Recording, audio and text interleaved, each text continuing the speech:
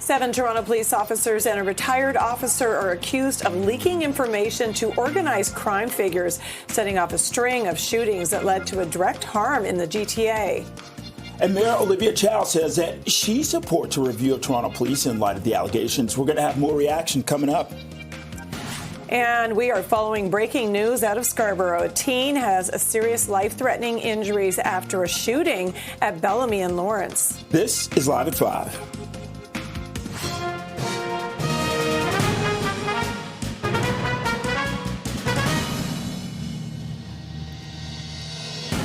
Hi, everyone. I'm Liz West. I'm Bakari Savage. Welcome to Live at 5.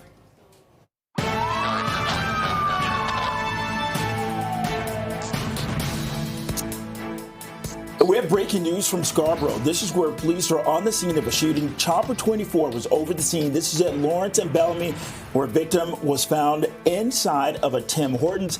The call for a shooting came in just after 4 o'clock this afternoon. Police say the victim, a male youth. Paramedics say he was transported to hospital with serious, possibly life-threatening injuries. Police say the suspect did leave the scene. Keep it here on CP24 as we continue to follow this breaking news. 7 Toronto police officers and a retired officer are among dozens charged in a criminal investigation dubbed Project South. Those are our vehicles. Let's take them down right now. Contain. York police sharing video of a takedown in June of last year where investigators say 3 suspects were planning on carrying out the murder of a corrections officer, setting off the investigation. Police say they then identified 56-year-old Constable Timothy Barnhart as the person who allegedly provided the suspects with the address. Barnhart and the other officers are facing a combined 46 charges. Police say information was leaked to organized crime figures, which set off a string of shootings in the GTA.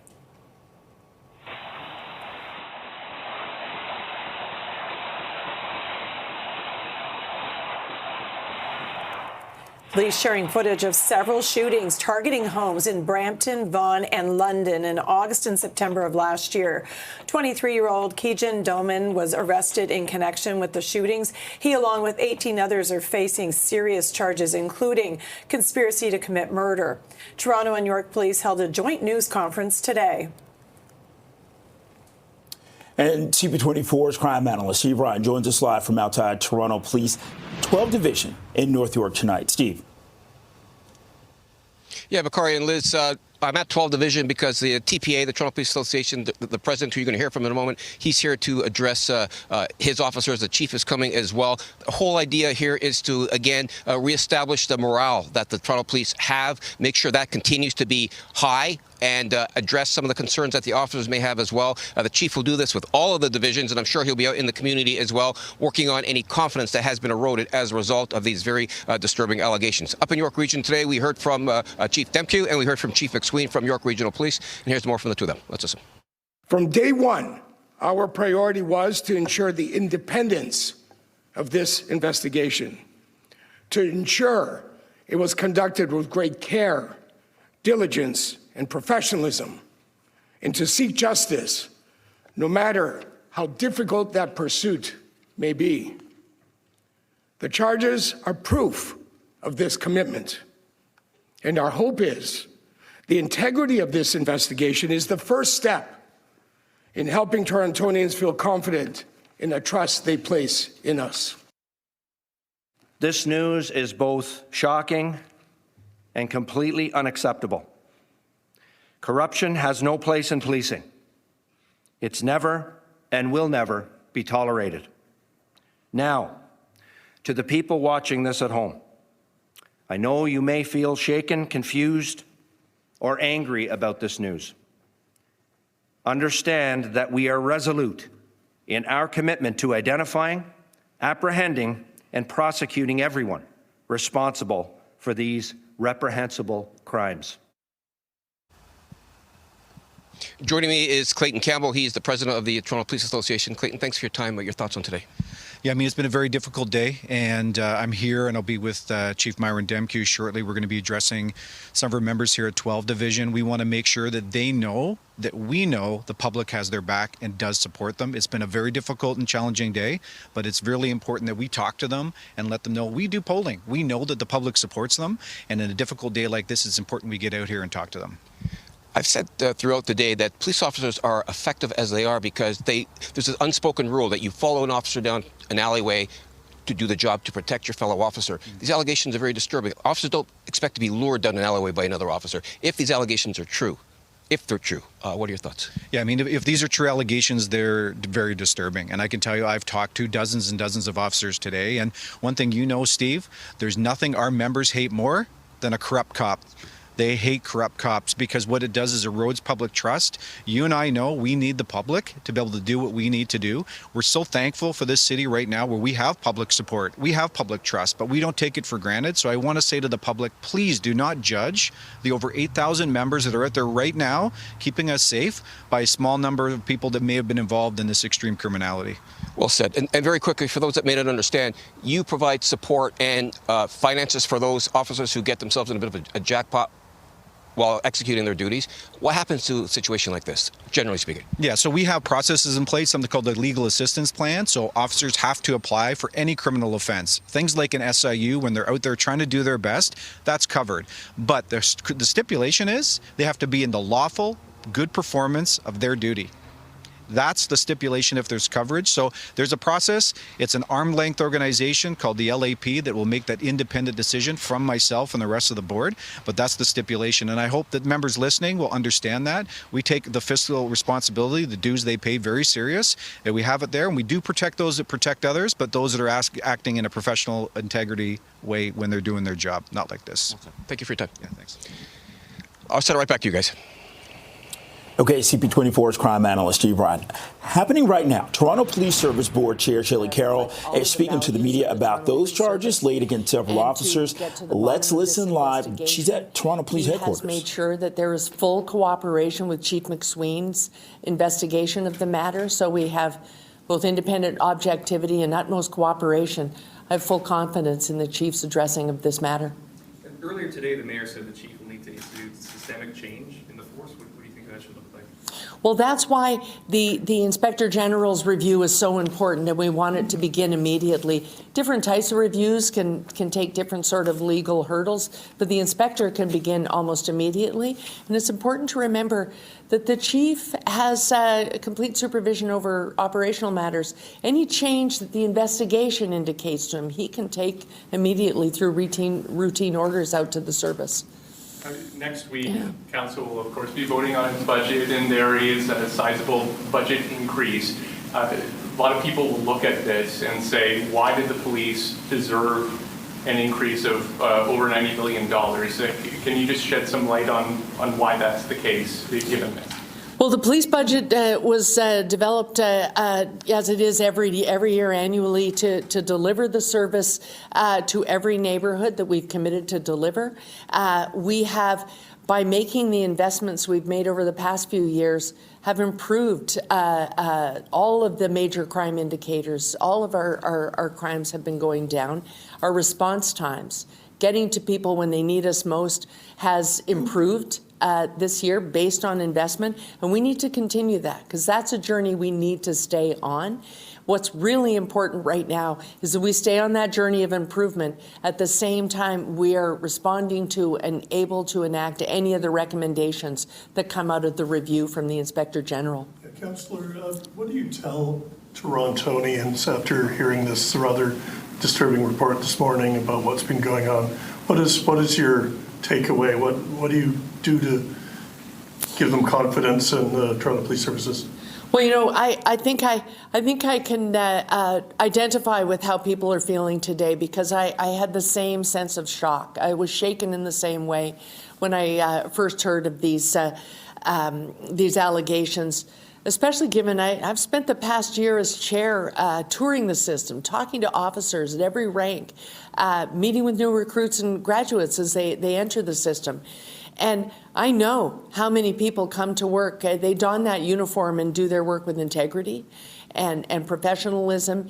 They desperately want to serve the public. And so I hope that the community knows that those people are still there. Those people are going to come to work tomorrow morning and do that work day in and day out. The circumstances will be more difficult for them now because they're still shocked by this knowledge. But they really do want to serve our community. And so I hope the people will have some faith in them and also have faith in the system that brought about this investigation, added the layers of objectivity that come from the Community Safety and Policing Act, because those rules and those guidelines have led to the investigation being conducted the way it has and surfacing these allegations as they must be surfaced. Given that this took a rather extraordinary act for them to actually uncover this plot, like what's to give people confidence that there's not something else out there that's just waiting to be uncovered like this? Well, you know, that's why we want the Inspector General's review to begin immediately. We think we've given him a roadmap to look at the things we've asked him to look at, really indicate places where the investigation says we should be looking to provide further control. And we know that the chief can look at those things today as well. We hope that in the immediate and over the course of that review, we will end up having the safeguards such that this won't happen in this way again. This is pretty extraordinary, as you know. Will this review be made public, and how will you measure that public trust is restored? Well, you know, the Inspector General of Policing, it's a relatively young role. The Community Safety and Policing Act that governs us was only made law in 2019, and then this role was delivered. But it has delivered decisions and evaluated boards and given advice to services.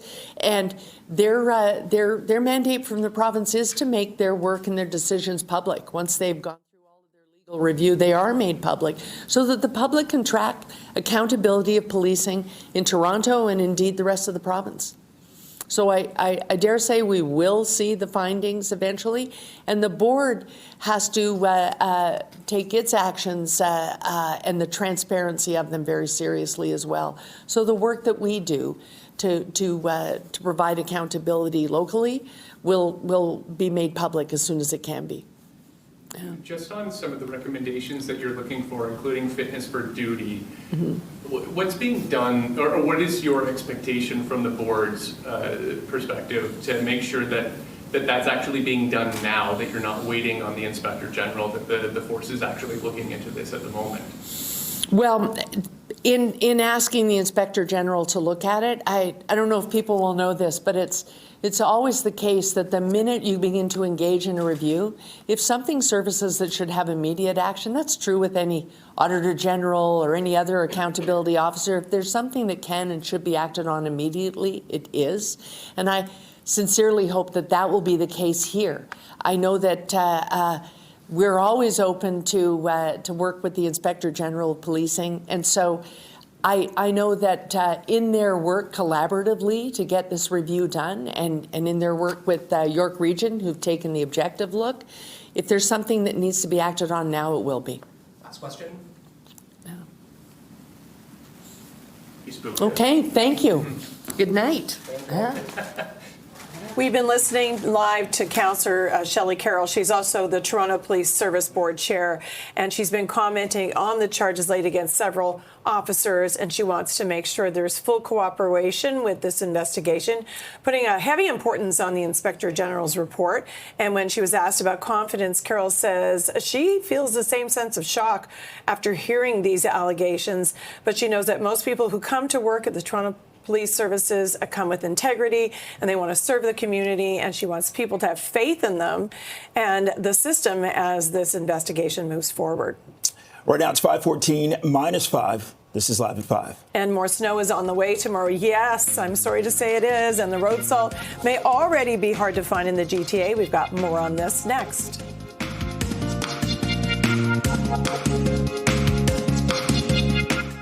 Okay, so more snow. It's on the way tomorrow. This as road salt. It's already hard to find in the GTA. Numerous stores, they're out of stock because of the big demand this winter. The Ministry of Transportation has said that the quantity of salt for the province's highways remains sufficient, but a major independent salt distributor acknowledges industry stockpiles have now been depleted. Well, snow clearing contractors say they're dealing with the situation. We're for sure feeling the impact, but we do have distribution channels that we rely on and we source from, and, they come through in the clutch every time. We actually received the shipment today, so it was really lucky. And with that 2 to 4 centimeters of snow, that is expected in Toronto tomorrow. Now, the city says it continues to work to clear the snow off the streets. That's nearly 2 weeks after the major storm. The major snowstorm condition and significant weather event declarations are still in effect, and parking restrictions continue. That's to help crews do the work as quickly as possible.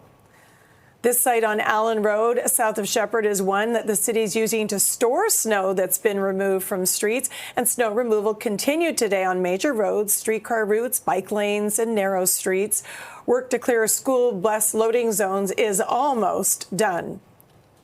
Well, it's been a 4th day of GO train service disruptions. Trains have been running, but on a modified schedule. That's since Monday.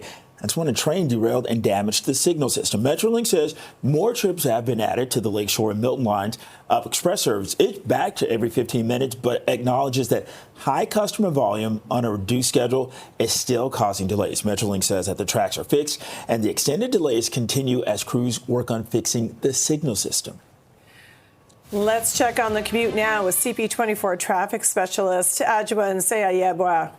Well, thank you so much, Liz. We are dealing with a few problems. It's rush hour, so slowdowns expected, but problems not so much. So Niagara-bound QEW, this is the exit ramp that takes you to Burloak. It's the right lane that is blocked at this stall, so a little bit of a delay as you exit that ramp. And then problems creating delays on the northbound 427. This is in the express through Dundas. It's a collision. One vehicle involved, but the right lane and shoulder is blocked. If you can, stick with the collectors, maybe to bypass that problem. Finally, long-standing problems on the westbound lanes of the 401 through Winston Churchill.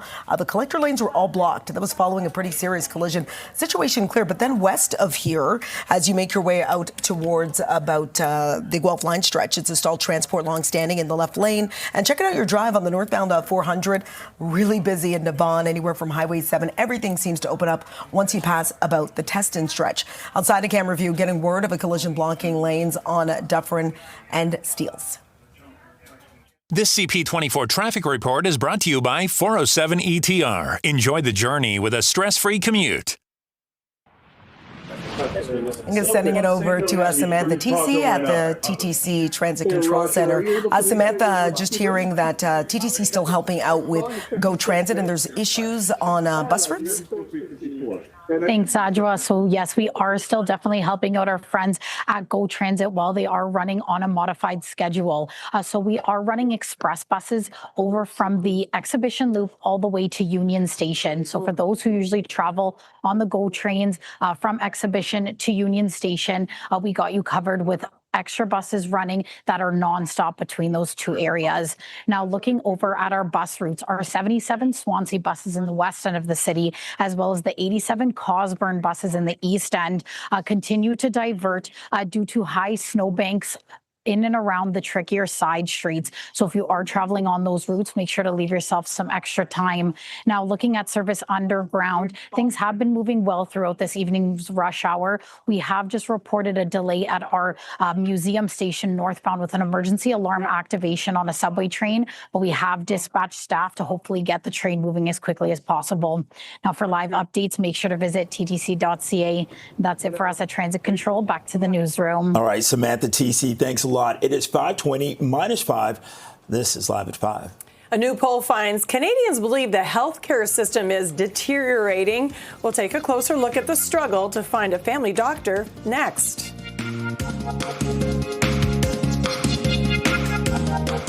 A new survey shows that Canadians think the country's healthcare system has deteriorated over the past decade as they face more challenges in seeing family doctors and specialists. CP24's Arda Carrion joins us live right now from the newsroom to break down the numbers. Arda. Yes, many people are wondering whether our healthcare system will be there when they need it. Now, this survey, and this Angus Reid survey, compares statistics from 2015 to now. So what has happened in the last 10 years? Well, they have found that there is a 25% increase in difficulty accessing a family doctor than in 2015. And about only 15% say that they can get a same or next day appointment with their family doctor. Compare that with in 2015, it was 24%.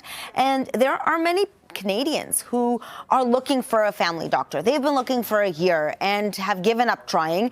There are more doctors per capita than in 2015, according to the Canadian Institute for Health Information, except for Ontario and Quebec. But because of an aging population, more complicated medical needs, people find it difficult to get in with their family doctor. Natalie Mera is the executive director of the Ontario Health Coalition. I think the bottom line, 12.5% of people have been looking for years or have given up on trying to find a family doctor. That's too many by far. Some provinces have improved access to family doctors. Some, including Ontario, have not. That's important, I think, to note. Quebec has among the worst access. It also has the most privatized primary care. That's family doctors or family health teams, et cetera, of the entire country. And I think that's worth noting. A couple of other numbers for you. 40% of people said that they had difficulty booking a diagnostic test. 46% of people said that they had difficulty booking the surgery that they needed. And all of this to say that there has been a lot more funding in the last decade, since 2015, in healthcare than it was back then. So back then, there was $219 billion dedicated to healthcare funding. Now it's $399 billion.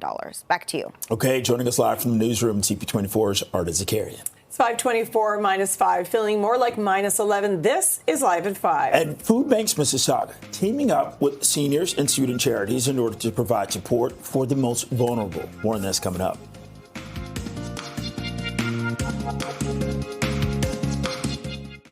Food Banks Mississauga is teaming up with Peel Senior Link and the YMCA Peel Student Nutrition Program to better serve both seniors and kids.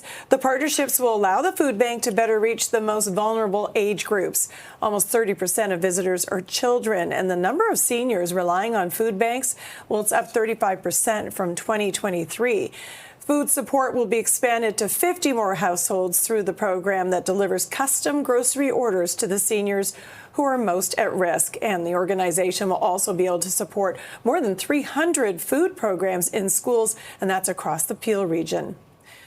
Canada recorded the highest food inflation of all G7 countries in December. Food prices were up 6.2%, double that of the U.S., more than 3 times the rates of France and Germany. A statement from the Bank of Canada this week noted that grocery prices dropped by 22% in the last 3 years.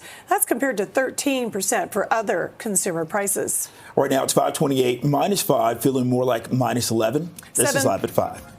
7 police officers and a retired officer are facing more than 45 charges in a corruption investigation. Of course, we'll have a reaction on that coming up.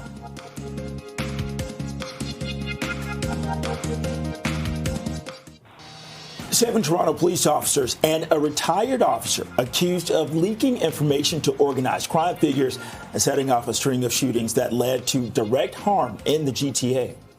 And Mayor Olivia Chow says she supports a review of Toronto police in light of the allegations. We'll have more reaction coming up. And we are following breaking news out of Scarborough. A teen has serious life-threatening injuries after a shooting at Bellamy and Lawrence. This is Live at 5.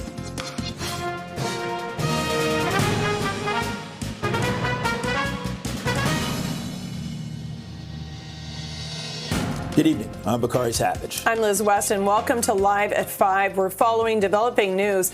Police are on scene of a shooting in Scarborough. Chopper 24 was over the scene at Lawrence and Bellamy, where a victim was found inside a Tim Hortons. The call for a shooting came in just after 4 o'clock, and police say the victim is a male youth, and paramedics say he was transported to hospital with serious, possibly life-threatening injuries. Police say the suspect fled the scene. Keep it here on CP24 as we follow this breaking news. Well, 7 Toronto police officers and a retired officer among dozens charged in a criminal investigation dubbed Project South. Those are our vehicles. Let's take them down right now. Continue. York police sharing video of a takedown in June of last year where investigators say 3 suspects were planning on carrying out the murder of a corrections officer, setting off the investigation. Police say they then identified 56-year-old Constable Timothy Barnhart as the person who allegedly provided the suspects with the address. Now, Barnhart and the other officers are facing a combined 46 charges. The police say information was leaked to organized crime figures, which set off a string of shootings in the GTA.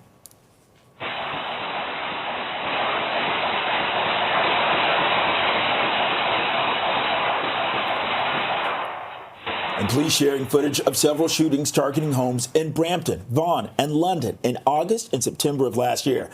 23-year-old Kajin Doman was arrested in connection with the shootings. He, along with 18 others, are facing serious charges, including conspiracy to commit murder.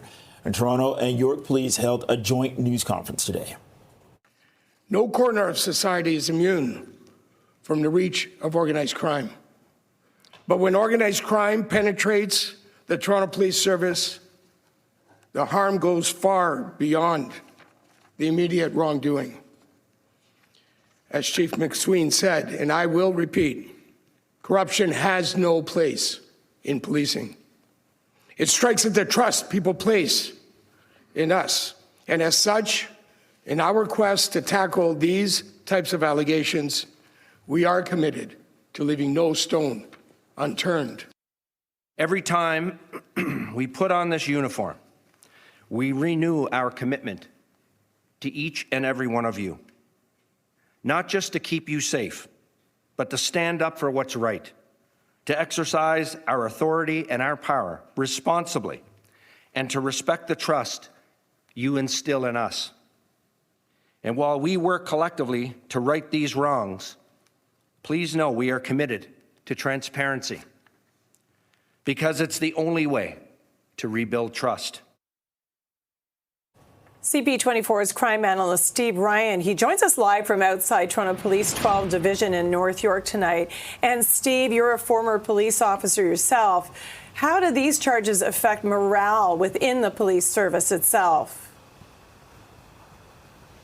Well, I'll answer that this way. Pilots fly planes, doctors save lives, police officers every day protect life. And sometimes they protect life by putting themselves in harm's way, Liz, but they put themselves in harm's way knowing that their brothers and sisters on either side of them are going to follow them into that dangerous alley, let's say, to help protect life. So when you've got allegations that officers were allegedly trying to get addresses of other officers to distribute those to those in the organized crime world, it's a betrayal, because now you're not following an officer into an alley, you're being lured into an alley.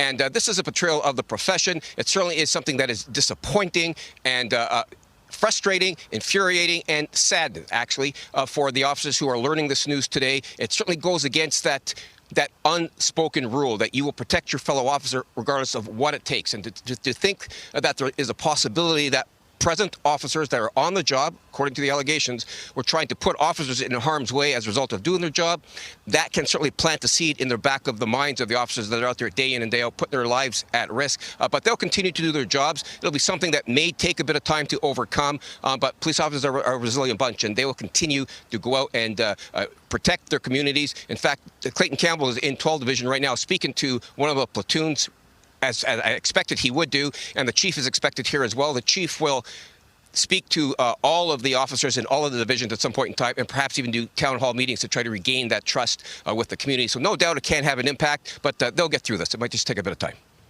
Steve, you mentioned the community. I have to ask even more about rebuilding trust within the community after something high profile like this. Yeah, and that's a fair statement. And Chief Demke certainly acknowledged that today, that there could be a breakdown in trust with the community. He has pledged to be as transparent as the law will allow him to be with regards to this investigation.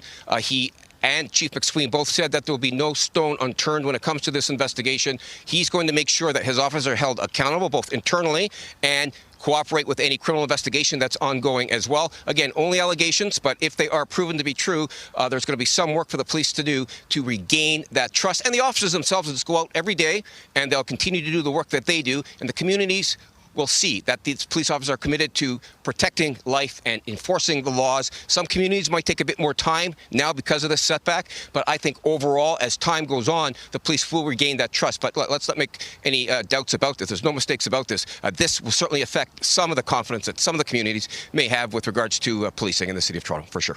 Yeah, absolutely. Thank you, Steve. That's Steve Ryan, CP24's crime analyst. And Mayor Olivia Chow, Premier Doug Ford, and the Toronto Police Association, they're among those reacting to the allegations being leveled against the current and former officers. And for more on what they have to say, let's go live to CP24's Sija Liu. You're outside Toronto Police Headquarters on College Street. Sija? Liz Bakari, disturbing and disappointing. That is the sentiment we are hearing from Premier Doug Ford, Mayor Olivia Chow, and just moments ago, Toronto Police Service Board Chair Shelley Carroll. The big issue right now is public trust. They want to make sure those police officers who are guilty are held responsible and also build trust from the ground up. We've been hearing all day from Toronto Police Chief Myron Demkiw about how trust is the foundation to policing, how if they don't have trust, they don't have anything else. And that's why the Toronto Police Service Board is asking for an independent investigation by the Inspector General. And they want to focus on 5 key issues, including supervision of officers, screening and vetting of officers, and at an ongoing basis, recruitment, as well as access to police information and databases, evidence and property management, and substance abuse by officers. These are all things that are a part of the major allegations that we're hearing today of these 7 officers accused of trafficking and organized crime and corruption. Now, we did hear from Police Chief Myron Demkiw along with Premier Doug Ford, who both say that they don't want the actions of a few police officers to tarnish the organization as a whole, that with every organization there are a few bad apples, but that shouldn't undermine the work of the thousands of police officers that go to work and serve the community every day. Here's more reaction from Premier Doug Ford. It's disturbing. It's very, very disturbing. It's an active police investigation. They're going to continue investigating. It's going to be up to the courts to decide. I don't want to paint a broad brush or tarnish the police. We have phenomenal police officers. When they get sworn in and they get their badge, they have a duty, and it's very disappointing to hear what's been going on.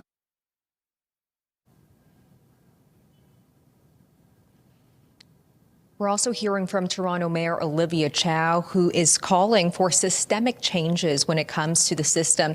Now, keep in mind, they recently approved a $93 million budget increase for Toronto Police, and Mayor Olivia Chow says that is not going to change, but she wants to make sure everyone in Toronto can trust the officers on the street. Here's more of what she had to say. The residents of Toronto deserve to know that the police officer they deal with every day can be trusted, not corrupt, and acting with integrity. Any police officer that is found to have committed crimes will be punished. Any officer working with organized crime deserves to be thrown in jail.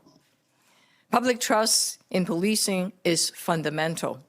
The board and the chair and the chief of police have requested an independent review of the Toronto Police by the Ontario's Inspector General of Policing. And at the news conference earlier, Toronto Police Service Board Chair Shelley Carroll was asked, how much confidence do you have in Toronto Police Chief Myron Demkiw? And she didn't hesitate to answer when she said they still have full confidence in Police Chief Demkiw, and that 2 things can happen at the same time. They can continue to build public trust, all while holding those possibly guilty, responsible. So Bakari and Liz, we are getting a ton of reaction, but most of it focused on accountability and rebuilding trust. Betsy Jalou live on location at police headquarters. Thanks for that. And for more reaction to 7 Toronto police officers being charged in a corruption investigation, we're joined live by Chris Lewis, CTV's public safety analyst and former OPP commissioner. Chris, thanks a lot for joining us. Let's start with this. What's happening behind the scenes in terms of the investigation, internal affairs, and, just the force in general? Well, there's a lot of balls in the air, Bakari, and good afternoon to you both. The investigation is continuing. Of course, that continues to be led by York Regional Police. That's a criminal investigation, a criminal activity by members of the Toronto Police Service, in this case, maybe other departments, and many, many civilians that may be involved in some way. That's one piece. The Toronto Police, in the meantime, have issues in terms of leadership dealing with the frontline members and making sure that everybody knows that if they're honest and hardworking and doing things by the book, they'll be totally supported. This is a case of, and I hate the term, but the few bad apples doesn't mean the whole department is corrupt. That means that some members were corrupt or alleged to have been. So there's a lot of internal healing kind of that needs to happen in terms of leadership with the membership of the union and others to make sure internally they feel good. And of course, Toronto Police is also looking at the bigger, very important picture of public trust, because things like this, it's a bad day for policing in Canada. And ultimately, it all hurts policing, and people won't remember the thousands of lives that were saved over the course of the year, crime solved and bad people put in jail. They'll remember the 7 officers were charged criminally. That's sad. So that needs to be dealt with from that public perspective to educate the public that the system actually worked here. It's awful that we found 7 bad officers, but we did, and we're getting rid of them. We're dealing with them. They're in jail, et cetera, et cetera. So, and really trying to outline all the wonderful things police do every day in Toronto and other cities across the country. And, they're pretty frightening details that we've been learning about, and there's a fair number of people involved in this. Do you think that transparency helps or hurts police services in this kind of situation? I mean, Liz, I really think there's no option but transparency. I mean, you have to tell the public, here's what we found. Here's what we became aware of. Here's how we reacted. Here's the results of that. It's continuing, and we'll get back to you if there's more information.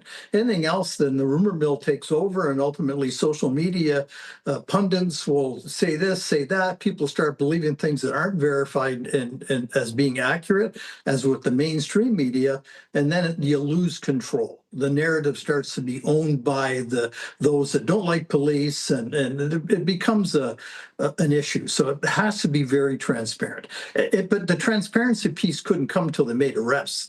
Obviously, they couldn't say, "Oh, by the way, we're investigating corrupt officers in whatever divisions." That would ruin everything in terms of capturing people. So they've handled it properly, very effectively. 2 great police departments, and they're bringing it together in a way that should give the public confidence that things are being appropriately dealt with.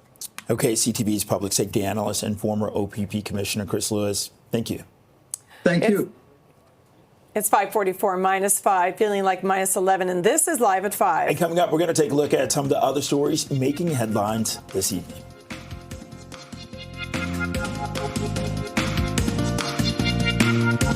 All right, more snow is on the way. This is happening tomorrow. This as road salt. It's already hard to find in the GTA. Numerous stores, they're out of stock because of the big demand this winter.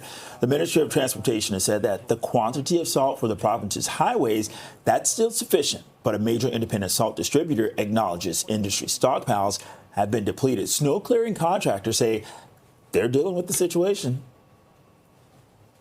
It's challenging, but, if we could make it through this winter, we can make it through any. So we're really happy about that. And, our crews are always ready to roll. And 2 to 4 centimeters of snow is expected in Toronto tomorrow. It's also hard to find salt just for your own driveway. Yeah. I had a heck of a time. It was like for the kitchen as well. Well, the city says it continues to work to clear snow off the streets nearly 2 weeks after a major snowstorm. The major snowstorm condition and significant weather event declarations are still in effect, and parking restrictions, they continue. That's to help crews do the work they need to do as quickly as possible. This site on Allen Road, that's south of Shepherd, is one that the city's using to store snow that's been removed from the streets. Snow removal continued today on major roads, streetcar routes, bike lanes, narrow streets. Work to clear school bus loading zones, well, that's almost done. Right now it's 5:48. Let's get a check on the commute with CP24 traffic specialist Adjoa and Tia Yabra. Adj, is it safe to venture out? It's safe. Are you going to like it? Not so much, Bakari.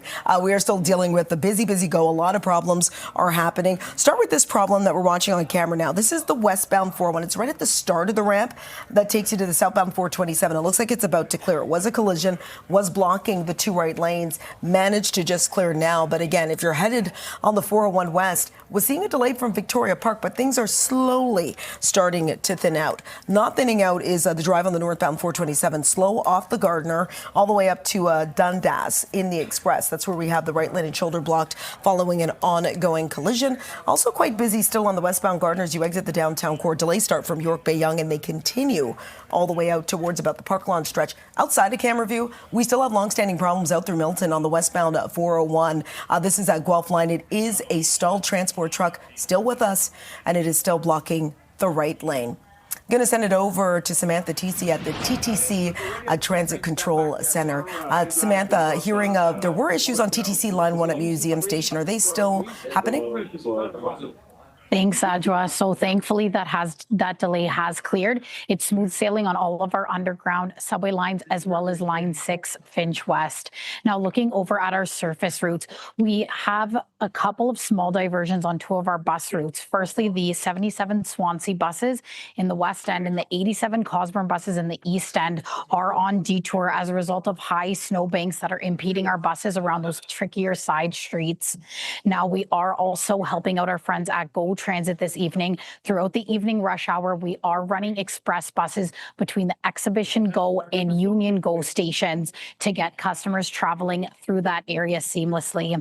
Now that's it from us at Transit Control this evening. Back to the newsroom.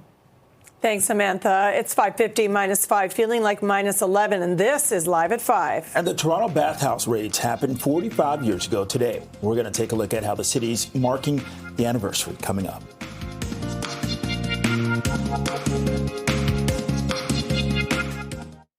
Today marks the 45th anniversary of the Toronto bathhouse raids. Nearly 300 men were arrested on this day in 1981 when police conducted raids at 4 bathhouses targeting the gay community. It was the largest mass arrest in the city's history at the time. It's considered a watershed moment for the rights of 2S LGBTQ+ people here in Toronto. And a commemoration was held today at the 519 Centre on Church Street. Out of the pain came power.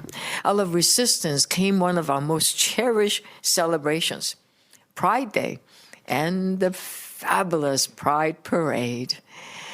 And the whole month, too, actually. Today, when you walk down Church Street during Pride, when you see rainbow flags flying at City Hall, when you see young couples living openly and proudly, holding hands, kissing, that's because of what happened here. That's because of people who fought for it. And we're here to honor that fight. We're here to say, we remember, we see you, we respect what you built. That night, the bath raids happened. Word spread very quickly. People at first couldn't believe it. And then the crowds began to gather around the various establishments, watching people being carted off and taken away. It was the largest mass arrest in Canada since the War Measures Act of 1970. One particular establishment, the Richmond Street Bath, was trashed. Doors smashed down, lockers torn open, and in that same establishment, a group of gay men were rounded up in the shower area, and one of the police officers said, "I wish those showers were hooked up to gas instead of water." And one of the young men there, his family, had survived the Holocaust. The police have not really learned anything. They did the bathhouse raids, then they did the Pussy Palace, and then Marie Curtis, where some of the neighbors were complaining about people who were walking around in the parks. What did they do? They sent in undercover police. Excuse me, why can't you just send in a uniformed police officer and go up to the individuals who are cruising and say, listen, there are other places where you can do this and the people next door don't like this happening. Uniformed police could have dealt with without going in undercover. In 2016, then Police Chief Mark Saunders issued an apology to the gay community on behalf of the Toronto Police Service. That was more than 35 years after the raids. Well, it was a good start to the Winter Olympics for Canada's mixed doubles curlers. Husband and wife team Brett Gallant and Jocelyn Peterman improved to 3-0 in round-robin play with wins today over Norway and Italy. They opened the tournament yesterday with the win over Czechia. Tomorrow morning, they're going to take on the U.S. Well, the opening ceremony for the Milano Cortina Winter Games, it's tomorrow. Canada has sent 207 athletes to compete. It's 5:59 -5. This is Toronto's Breaking News, CP24. Thanks so much for watching. CTV News at 6 is next.